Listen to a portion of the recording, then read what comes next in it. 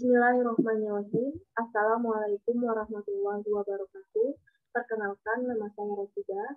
Kali ini saya akan menampilkan hasil dari proposal yang telah saya kerjakan. Adapun judul dari proposal saya, pengaruh penerapan media dari CEM pada pembelajaran kimia terhadap motivasi dan hasil belajar siswa.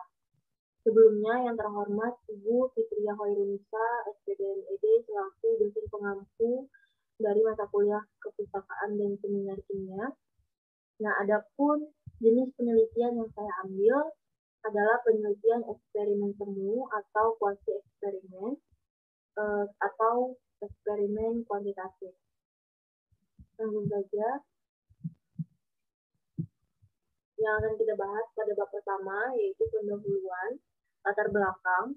Nah, kimia adalah ilmu yang mencari jawaban atas pertanyaan apa, mengapa, bagaimana, gejala-gejala alam yang berkaitan dengan komposisi, struktur, dan sifat perubahan dinamika dan energetika zat. Nah, tujuan khusus pada mata pelajaran kimia adalah untuk membekali peserta didik berupa pengetahuan, pemahaman, dan sejumlah kemampuan yang dipersyaratkan untuk memasuki jenjang pendidikan yang lebih tinggi, serta mengembangkan ilmu dan teknologi berdasarkan Peraturan Menteri Pendidikan Nasional atau Permendiknas nomor 22 tahun 2016. Nah, siswa dapat mencapai tujuan mata pelajaran kimia melalui berbagai pendekatan, antara lain pendekatan induktif dalam bentuk proses inkuiri ilmiah pada tingkatan inkuiri terbimbing. Nah, di era globalisasi saat ini, persaingan di segala bidang sangat ketat sehingga kualitas seseorang menjadi sangat penting. Kualitas seseorang sangat dipengaruhi oleh latar belakang pendidikannya. Dalam upaya meningkatkan kualitas seseorang guna mengatasi ketertinggalan di segala aspek, pemerintah telah banyak upaya untuk meningkatkan mutu pendidikan di Indonesia. Nah, untuk meningkatkan mutu pendidikan, diperlukan motivasi. Motivasi dapat didorong dari media pembelajaran yang diberikan dalam proses pembelajaran di kelas. Selanjutnya, nah, adapun rumusan masalah dalam penelitian kali ini, apakah terdapat perbedaan motivasi dan hasil belajar siswa yang menggunakan daily quiz dengan motivasi dan hasil belajar siswa yang tidak menggunakan daily quiz. Kemudian yang kedua, bagaimana respon siswa dalam belajar dengan menggunakan daily quiz dan respon siswa yang tidak menggunakan daily quiz. Selanjutnya, tujuan penelitian. Adapun tujuan penelitian kali ini untuk mengetahui perbedaan hasil belajar yang menggunakan daily quiz dengan hasil belajar siswa yang tidak menggunakan daily quiz. Kemudian yang kedua, untuk mengetahui aktivitas siswa dalam belajar dan dengan menggunakan daily quiz dan respon siswa yang tidak menggunakan daily quiz. Nah, adapun manfaat dalam penelitian kali ini bagi siswa untuk membantu peserta didik dalam meningkatkan minat belajarnya, kemudian bagi guru sebagai bahan pertimbangan dan informasi dalam memilih media yang sesuai sehingga berpengaruh terhadap minat belajar peserta didik dan tujuan yang akan dicapai dalam pembelajaran kimia. Yang ketiga, bagi sekolah, mendapatkan masukan media pembelajaran yang cocok untuk mendukung minat peserta didik di sekolah, terutama pada pembelajaran kimia. Kemudian bagi peneliti mendapatkan pengetahuan tambahan sehingga bisa diaplikasikan ketika terjun dalam dunia pendidikan. Nah, kemudian kita masuk ke bab kedua, yaitu yang pertama tinjauan pustaka. Yang pertama, pembelajaran kimia. Nah, pembelajaran merupakan proses komunikasi dua arah mengajar dilakukan oleh pihak guru sebagai pendidik dan belajar dilakukan oleh siswa sebagai peserta didik. Kegiatan belajar yang dilakukan oleh siswa adalah suatu proses usaha yang dilakukan seseorang untuk memperoleh suatu perubahan tingkah laku yang baru secara keseluruhan sebagai hasil pengalamannya sendiri dalam interaksi dengan lingkungannya.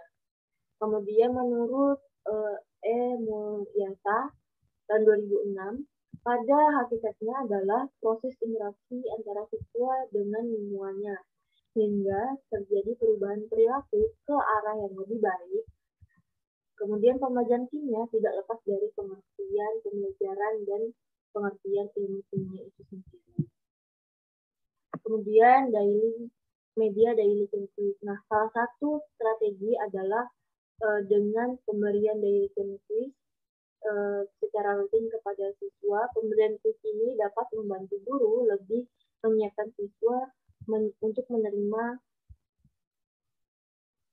materi pembelajaran yang lebih mengaktifkan siswa dalam proses pembelajaran di kelas. Nah, daily quiz ini merupakan suatu strategi dalam metode penyajian bahan di mana guru memberikan tugas berupa soal-soal atau pertanyaan sederhana kepada siswa dalam waktu 15 menit. Kemudian diberi pertanyaan kemudian pada prinsip pelaksanaannya daily quiz ini bisa diberikan pada awal maupun akhir pembelajaran. Bisa juga diberikan dengan waktu dan jalannya proses pembelajaran, misalnya setiap kompetensi dasar atau indikator. Selanjutnya minat belajar. Nah, minat tidak hanya diekspresikan melalui pernyataan yang menunjukkan peserta didik lebih menyukai sesuatu daripada lainnya, tetapi bisa juga diimplementasikan melalui partisipan aktif dalam sebuah kegiatan. Selanjutnya, adapun indikator minat ada 4. Yang pertama, perasaan senang seorang siswa yang memiliki perasaan senang atau suka terhadap suatu pelajaran. Nah, maka siswa tersebut akan terus mempelajari ilmu yang disenanginya. Kemudian yang kedua, ketertarikan siswa berhubungan dengan daya gerak yang mendorong untuk cenderung merasa tertarik kepada orang, benda, kegiatan, atau bisa berupa pengalaman afektif yang dirangsang oleh kegiatan itu sendiri.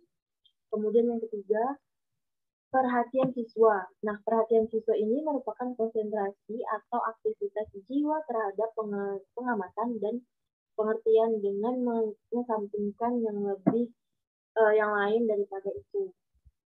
Kemudian yang keempat, keterlibatan siswa. Nah, keterlibatan seseorang akan suatu objek yang mengakibatkan orang tersebut akan senang dan tertarik untuk melakukan atau mengerjakan kegiatan dari objek tersebut. Kemudian hasil belajar. Nah, dengan berakhirnya suatu proses belajar, maka siswa memperoleh suatu hasil belajar. Hasil belajar merupakan hasil dari suatu interaksi, tindakan belajar, dan tindak mengajar. Dari sisi guru, tindak mengajar diakhiri dengan proses evaluasi hasil belajar. Nah, dari sisi siswa, hasil belajar merupakan berakhirnya penggal atau puncak proses belajar. Hasil belajar ini untuk sebagiannya adalah berkat tindakan guru, suatu pencapaian tujuan pengajaran. Nah, pada bagian lain merupakan peningkatan kemampuan mental siswa. Kemudian penelitian relevan. Pada penelitian sebelumnya itu ada Tia Rutin Utari, Amrul Bahar, dan Dewi Handayani tahun 2017 dengan judul penelitiannya perbandingan hasil belajar siswa menggunakan media daily quiz dan permainan ranking one chemistry quiz. Nah,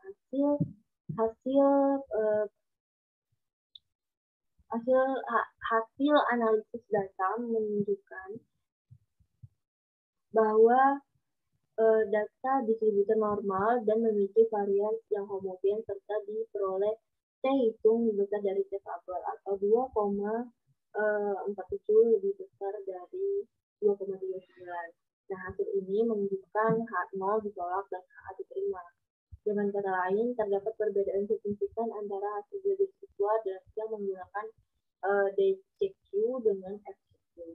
Kemudian yang kedua, Ulfa Asrifatun dan Lis Permanasari tahun 2016 dengan judul penelitiannya pengaruh pemberian daily quiz terhadap motivasi dan peserta prestasi belajar kimia siswa kelas 10. Nah, adapun hasil dari penelitian mereka, yang pertama, ada perbedaan yang signifikan antara motivasi belajar siswa sebelum menggunakan pembelajaran dengan diberikan daily. Kemudian yang kedua, tidak ada perbedaan prestasi belajar kimia yang signifikan antara siswa yang mengikuti pembelajaran dengan diberikan daily quiz dan siswa yang mengikuti pembelajaran tanpa diberikan daily quiz. Kemudian yang ketiga, siswa memberikan pendapat positif pada pembelajaran daily quiz.